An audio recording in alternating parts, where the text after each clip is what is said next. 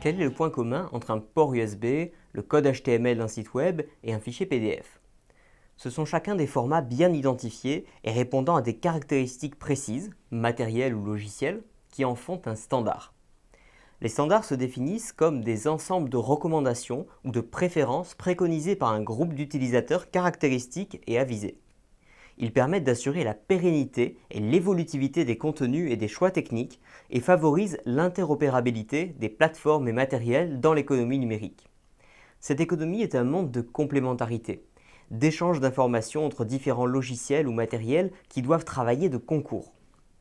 Le rôle de la technologie est fondamental pour maximiser l'utilité concrète d'un bien d'information. Prenons l'exemple simple d'une vieille photo de famille que vous aimeriez envoyer à quelqu'un de votre entourage qui habite loin de chez vous, et considérons les étapes nécessaires.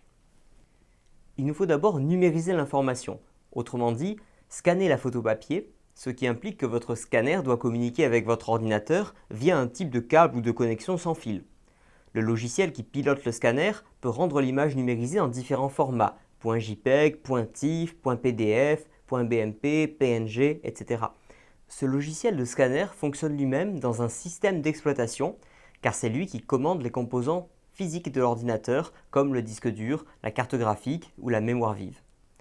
Une fois transformée en un fichier numérique, par exemple en fichier JPEG, la photo va devoir transiter par Internet jusqu'à l'ordinateur du destinataire. Pour cela, il faut l'intervention d'un logiciel de messagerie électronique. Le contenu à transmettre va maintenant être découpé en paquets selon un certain protocole avant de quitter notre ordinateur, généralement à l'aide d'un câble Ethernet relié à une box Internet de votre opérateur télécom, elle-même raccordée à un réseau ADSL par un autre câble qui transite à son tour par la prise téléphonique. Un adaptateur, appelé filtre ADSL, est nécessaire entre le câble de la box et l'antique prise téléphonique qui équipe encore la grande majorité des ménages.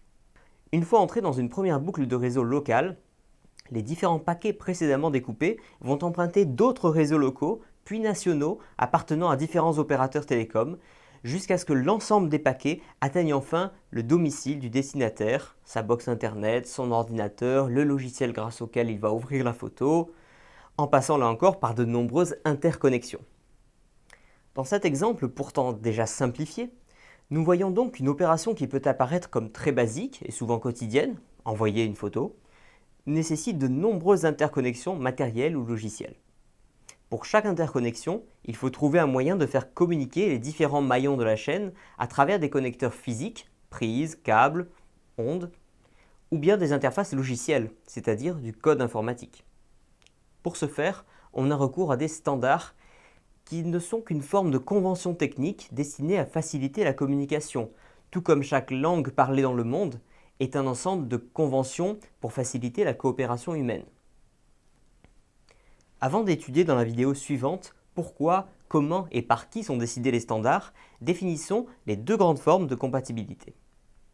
D'une part, la compatibilité horizontale, qui consiste à pouvoir partager des compléments entre différentes plateformes se situant au même niveau.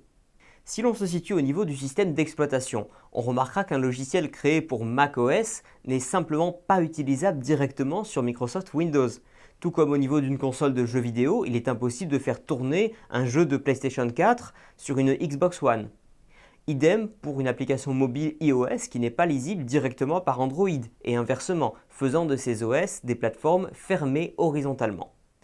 Au contraire, si on s'intéresse aux navigateurs web qui se font concurrence, ils ont chacun les capacités pour lire les mêmes pages web sans besoin de les convertir dans un format différent. Ces logiciels de navigation sont donc des plateformes ouvertes horizontalement.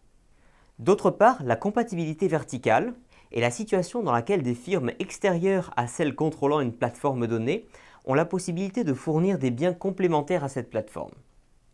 Android, l'OS mobile de Google, est un système d'exploitation verticalement ouvert puisque des développeurs indépendants peuvent librement et gratuitement proposer leur logiciel développé pour Android, un système conçu pour accepter l'installation d'une appli sans contrainte de provenance. A l'inverse, le système d'exploitation iOS, qui fait fonctionner les iPhones et iPads d'Apple, est partiellement fermé verticalement à toutes les applications qui n'ont pas été préalablement approuvées et taxées à hauteur de 30% du prix de vente par la firme qui contrôle iOS, donc Apple.